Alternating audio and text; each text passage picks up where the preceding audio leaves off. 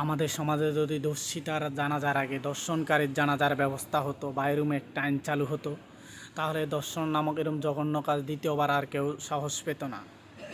কেননা প্রতিনিয়ত এই দর্শনের খবর আমরা শুনতে শুনতে অতিষ্ঠ হয়ে গেছি। হয়তো আজ আপিয়ার নিউজটা পুরো বাংলাদেশে হরগল ফেলে দিয়েছে, এই জন্য সবাই এখন মাতামাতি করতেছে।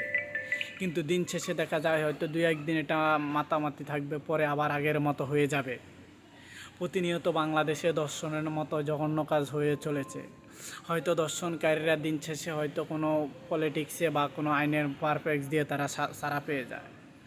যদি বাংলাদেশে দর্শনের একমাত্র শাস্তি মৃত্যুদণ্ড কার্যকর করতো, প্রকাশ্য দিবালোকের মাঝে 2-1জনকে শাস্তি দেওয়া হতো, তাহলে দ্বিতীয়বার কেউ এরকম জঘন্য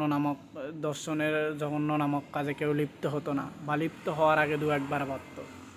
কেন এখন প্রতিনিয়ত দেখতেছে হয়তো সবার মতো হয়তো দর্শনকারীরা আগের মতো ছাড়া পেয়ে যায়, হয়তো কোনো আইনের মারপ্যাঁচ দিয়ে। কিন্তু হয়তো আজ পুরো বাংলাদেশে আপিয়ার বিষয়টা সরগম ফেলার কারণে হয়তো দর্শনকারীরা তারা প্রকাশ্যে এখন বাঁচতেছে।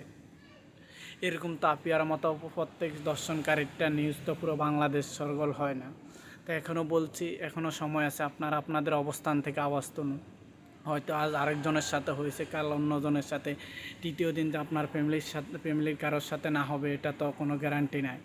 এখনও সময় আছে, আসুন আওয়াজ তুলুন। দর্শনকারীকে প্রকাশ্যে দিবালোকে মৃত্যুদণ্ড কার্যকারিত করা হোক, এই দাবি আমরা জানাই।